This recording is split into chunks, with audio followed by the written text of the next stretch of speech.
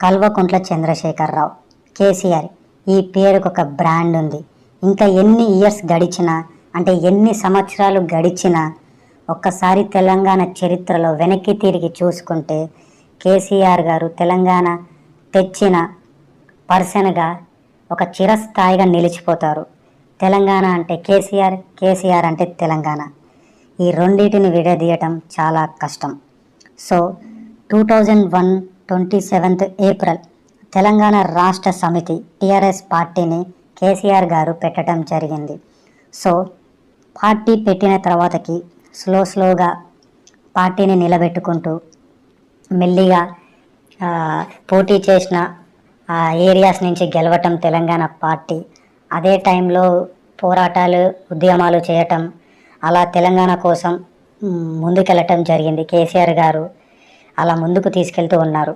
So 2009 elections తర్వాతకి కేసీఆర్ గారు ఒక ఉద్యమాలని, పోరాటాలని చాలా ముందుకు తీసుకెళ్ళటం జరిగింది. విపరీతంగా జనాల్లోకి తీసుకెళ్ళటం జరిగింది. అంటే దానికంటే ముందు చేశారు, కానీ అలా మెల్లిమెల్లిగా పార్టీ నిలబెట్టుకుంటూ చేసుకుంటూ వచ్చి ఒక్కసారి 2009 ఎలక్షన్స్ తర్వాతకి మెల్లిగా అలా పోరాటం నడుస్తున్న స్థాయి నుంచి ఒకేసారి పైకి తీసుకెళ్ళి అమాంతం జనాల్లో కూడా ఒక విప్లవం తీసుకొచ్చారు. అలా కేసీఆర్ గారు తెలంగాణ కోసం ఎన్నో పోరాటాలు, ఒక పోరాటం కాదు ఎన్నో పోరాటాలు చేయటం జరిగింది. దెబ్బలు తిన్నారు, పోలీస్ స్టేషన్కి వెళ్ళారు, వాళ్లకు చెప్పుకోలేని అవమానాలు ఇలా ఎన్నో జరిగాయి. సో అలా ఎలాంటివి ఎన్నో తట్టుకొని అలా ముందుకు వెళ్తూ సాగారు. సో నిరాహార దీక్ష కూడా కేసీఆర్ గారు చేయటం జరిగింది. సో అలా నిరాహార దీక్ష చేసిన తర్వాతకి అదే టైంలో మన ఇండియాని కాంగ్రెస్ గవర్నమెంట్ రూల్ చేయటం జరిగింది. సో ఆ కాంగ్రెస్ గవర్నమెంట్ మన తెలంగాణలో పోరాటాలు జరగటం ఇవన్నీ గుర్తించి ఆ తర్వాతకి తెలంగాణ ఇవ్వటం జరిగింది. మనకి 2014 జూన్ 2న తెలంగాణ రావటం జరిగింది. సో అదే ఇయర్లో 2014లో ఎలక్షన్స్ రావటం జరిగింది. సో ఆ ఎలక్షన్స్లో కేసీఆర్ గారు టీఆర్ఎస్ పార్టీ గెలవటం జరిగింది. సో మనకి కాంగ్రెస్ గవర్నమెంట్ ఆ టైంలో మనకి ఇవ్వటం, ఇవన్నీ ఎలక్షన్స్ రావటం ఇవన్నీ కలిసి వచ్చి తెలంగాణ రావటం జరిగింది. సోనియా గాంధీ గారు మనకి తెలంగాణ ఇవ్వటం జరిగింది అప్పుడు. సో 2014లో ఒకసారి తెలంగాణ వచ్చినప్పుడు, తెలంగాణ రాకముందు ఎలాగుందో ఒకసారి మనం చూద్దాం ప్రజలారా. సో తెలంగాణ రాకముందుకు మన తెలంగాణలో చాలా ఏరియాస్లో సరిగ్గా నీళ్ళు కూడా వచ్చేవి కావు, సరిగ్గా కరెంటు ఉండేది కాదు. సో సమ్మర్ సీజన్లో అంటే ఎండాకాలంలో అయితే పొద్దున్న వెళ్తే ఈవినింగ్ వచ్చేది కరెంటు. సో ఆ చెమటతోని మనం చచ్చిపోతుండే, విపరీతమైన చెమటతోని అస్సలు కరెంట్ ఉండేది కాదు, నీళ్ళు వచ్చేవి కాదు, సరిగ్గా రోడ్లు ఉండేవి కాదు, సరిగ్గా స్ట్రీట్ లైట్ ఉండేది కాదు. చాలా ప్రాబ్లమ్స్ ఉంటుండే. అది ఆ టైంలో ఉండి ఇప్పటివరకు బతుకున్న చాలామంది పర్సన్స్కి తెలిసే ఉంటుంది. సో ఒకసారి తెలంగాణ వచ్చిన తర్వాత మనకి కేసీఆర్ గారు సో చాలా వర్కౌట్ చేయటం జరిగింది. సో వర్కౌట్ చేసి సో మనకి నీళ్ళు మెయిన్, మనకి ఏమేమి ముఖ్యమైనవో అవి తీసుకురావటం జరిగింది. ముఖ్యంగా కరెంటు, ముఖ్యంగా నీళ్ళు, రోడ్లు, స్ట్రీట్ లైట్లు, మినిమం ఎడ్యుకేషన్. చాలా ఏరియాస్లో తెలంగాణలో గురుకుల పాఠశాలలు పెట్టడం జరిగింది. చాలామంది పిల్లలకి ఫ్రీ ఎడ్యుకేషన్ ఇవ్వటం జరిగింది. సో 24/7 మనకు కరెంట్ వచ్చింది, వాటర్ వచ్చాయి, రోడ్లు వచ్చాయి. సో అప్పటికే మన సాఫ్ట్వేర్ చాలా డెవలప్ అవ్వటం జరిగింది. ఐటీ కూడా మన హైదరాబాద్లో చాలా డెవలప్ అవ్వటం జరిగింది. కేటీఆర్ గారు డెవలప్ చేశారు. సో మనకి మెల్లిమెల్లిగా మన కళ్ళ ముందే గ్రోత్ కనిపిస్తూ వచ్చింది. సో ఆ తర్వాతకి 2019 ఎలక్షన్స్లో కూడా మళ్ళీ కేసీఆర్ గారు గెలవటం జరిగింది. సో ఆ తర్వాతకి సేమ్ మళ్ళీ సెకండ్ టైం గెలవటం జరిగింది. మొత్తం టోటల్గా కేసీఆర్ గారు తెలంగాణ 10 years రూల్ చేయటం జరిగింది. ఈ 10 yearsలో బిఫోర్ తెలంగాణ ఆఫ్టర్ తెలంగాణ చాలా అంటే చాలా చేంజెస్ జరిగాయి. ఆ కళ్ళ ముందు మనకి కనిపిస్తున్నాయి. చాలా ఒకప్పుడు ఫుట్పాత్ అనేదే మన ఏరియాస్లో లేవు, అంటే మన తెలంగాణలో సరిగ్గా లేవు. అలాంటిది ఫుట్పాత్ ఏరియాస్ వచ్చాయి నడవడానికి కూడా. అట్లా సర్వీస్ రోడ్లు కూడా సరిగ్గా ఉండేవి కావు, సర్వీస్ రోడ్లు వచ్చాయి, హైవేస్ వచ్చాయి. చాలా అంటే చాలా ఇంప్రూవ్మెంట్ జరిగింది. మెయిన్ వాటర్, మెయిన్ కరెంట్, మెయిన్గా రోడ్లు, మెయిన్ కావాల్సిన మన వ్యవసాయానికి కావాల్సినవి ఏర్పాటు చేయటం జరిగింది. చాలామంది రైతులు పండించిన పంటని ఎవరు కొనకపోతే మన తెలంగాణ గవర్నమెంట్ కొనటం జరిగింది. సో ఇలా చెప్పుకుంటూ పోతే చాలా ఉన్నాయి, చాలా అంటే చాలా ఉన్నాయి ప్రజలారా.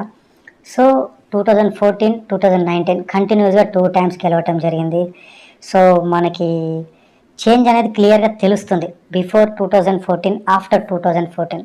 సో తెలంగాణలో చాలా డ్యామ్స్, చిన్న చిన్న చెరువులు, చాలా ఏరియాస్లో మిషన్ భగీరథ పేరుతో మనకి ట్యాంక్స్ కట్టేయటం జరిగింది, నీళ్ళకి ఎలాంటి ప్రాబ్లం రాకుండా ఉండడానికి. సో ఇంకా చెప్పుకుంటూ పోతే చాలా ఉన్నాయి, చాలా చేంజెస్ జరిగినాయి. సో కేసీఆర్ గారు అయితే మంచిగా చేశారు. సో మైనస్ లేదా అని అంటే ఉండొచ్చు, బట్ ఆ మైనస్ వల్ల మనకేం పెద్ద నష్టమేం జరగలేదు ప్రజలారా. మనకి మంచి జరిగిందే మనం చూడాలి. కానీ సో అందరు కరెక్ట్ ఉంటారు, అందరూ పర్ఫెక్ట్ ఉంటారని మనము అనుకోవటం కూడా అది మన తప్పే. సో ప్రతి మనిషిలో మంచి ఉంటుంది, చెడు ఉంటుంది. బట్ ఒక మనిషికి కావాల్సిన మినిమం బేసిక్స్ అయితే తెలంగాణ గవర్నమెంట్ ఇవ్వటం జరిగింది ప్రజలారా. అది చాలామందికి తెలుసు. సో మినిమం బేసిక్స్ అయితే మినిమంలో మినిమం మనకి ఇచ్చారు. సో అలా 2 times గెలిచిన తర్వాతకి మళ్ళీ 2024 ఎలక్షన్స్ వచ్చాయి. 2024 ఎలక్షన్స్ వచ్చాయి. సో ఈ ఎలక్షన్స్లో కేసీఆర్ మన టీఆర్ఎస్ పార్టీ అంటే భారతీయ రాష్ట్ర సమితి, so Bharatiya Rashtra Samithi BRS party 2022 5th అక్టోబర్గా టీఆర్ఎస్ పార్టీ నేమ్ని బీఆర్ఎస్ పార్టీగా చేంజ్ చేయటం జరిగింది. 5th అక్టోబర్ 2022 ఆ డేట్లో. సో ఆ తర్వాతకి బీఆర్ఎస్ పార్టీగా చేంజ్ అయ్యి సో ప్రతి చోట మనకి బీఆర్ఎస్ పార్టీ అని ఇప్పుడు కనిపిస్తుంది. సో 2024 ఎలక్షన్స్ రావటం జరిగింది. 2024లో అనుకోకుండా కేసీఆర్ గారే మళ్ళీ 3rd time వస్తారని అందరు అనుకున్నారు. బట్ మనకి తెలియదు ప్రజలు ఎలా అనుకుంటారు, వాళ్ళు ఎలా డిసైడ్ చేస్తారు అనేది. సో ప్రజలు రిజల్ట్ ఇచ్చారు. సో 2024 ఎలక్షన్స్లో కేసీఆర్ గారు ఓడిపోవటం జరిగింది. సో మన కాంగ్రెస్ గవర్నమెంట్ అనేది రావటం జరిగింది. సో బట్ మేబీ ఏమైందో మరి, జనాలు ఏమన్నా మార్పు కోరుకున్నారా లేకపోతే బోరు కొట్టేసిందా? సో ఏమైందో ఏంటో తెలియదు ప్రజలారా. 2000 అంత మంచి చేసిన కేసీఆర్ గారు 2024 3వ కూడా గెలుస్తారు అనుకున్న కేసీఆర్ గారు ఓడిపోయారు. సో ఆ ఒక్క విషయం మాత్రం చాలా బాధాకరంగా ఉంది.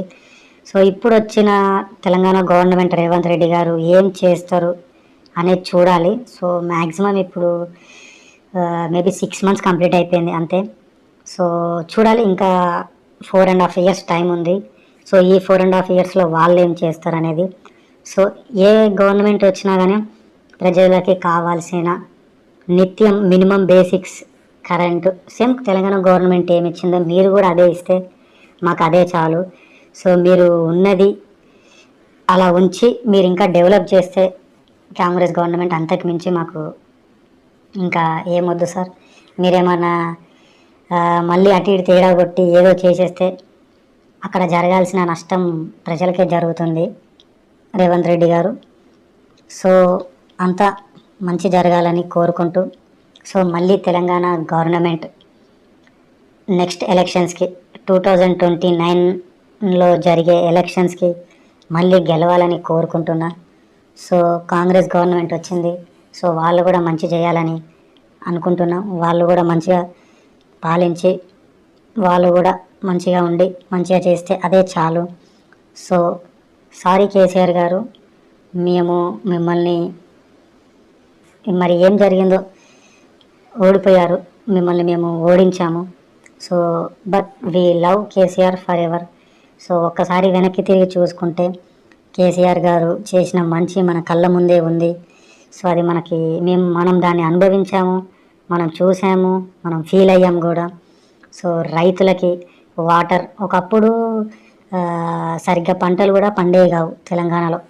అలాంటి టైంలో తెలంగాణ వచ్చిన తర్వాతకి మంచిగా పంటలు పండించడం జరిగింది. ఎప్పుడు అంటే అప్పుడు వాళ్ళ పంటలకి నీళ్లు పెట్టుకోవటం జరిగింది. చాలామంది రైతుల పండించిన పంట కొనుక్కోకపోతే గవర్నమెంట్ కొని సేల్ చేయటం జరిగింది. సో ప్రతి దాంట్లో మనకి తెలంగాణ గవర్నమెంట్ హెల్ప్ చేస్తూనే ఉంది ఏదో ఒక రకంగా. సో వాళ్ళ ఇన్వాల్వ్మెంట్ అనేది ఉంది. సో ఇప్పుడు రిజల్ట్ వచ్చింది, జరగాల్సింది జరిగిపోయింది, అంతా అయిపోయింది. సో మొన్న జరిగిన ఎంపీ ఎలక్షన్స్లో కూడా ఒక్క సీటు కూడా టీఆర్ఎస్ గవర్నమెంట్కి రాలేదు. చాలా బాధాకరంగా ఉంది. మరి ఏమైందో ఏంటో కేసీఆర్ గారు. సో ఇంకా అలా జరిగిపోయింది. సో మళ్ళీ 2029 ఎలక్షన్స్లో మీరు మళ్ళీ గెలవాలని కోరుకుంటున్నాం. మాకు మంచి చేయాలని కోరుకుంటున్నాం. We love Telangana and we love KCR. So అది ప్రజల్లారా.